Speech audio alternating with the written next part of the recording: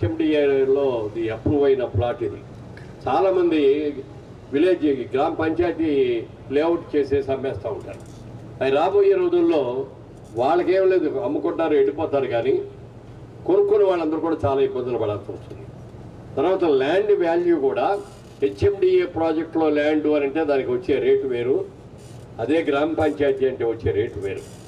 అందుకని ఇది హెచ్ఎండిఏలో అప్రూవ్ అయిన ప్లాట్ కాబట్టి చక్కగా సీసీ రోడ్స్ అన్నీ కూడా బ్రహ్మాండంగా వేశారు కాబట్టి, ప్లాంటేషన్ బాగా చేశారు కాబట్టి ఇందులో కొనుక్కునే ప్రతి ఒక్కరు కూడా అదృష్టవంతులు. నిజంగా ఇవాళ నేను చెప్తున్నానండి, రాబోయే 5-6 ఏళ్లలో ఇది గోల్డ్ మైన్ లాగా అయిపోతుంది. కొనుక్కునే వాళ్ళకి అందరూ కూడా లబ్ధి పొందుతారు.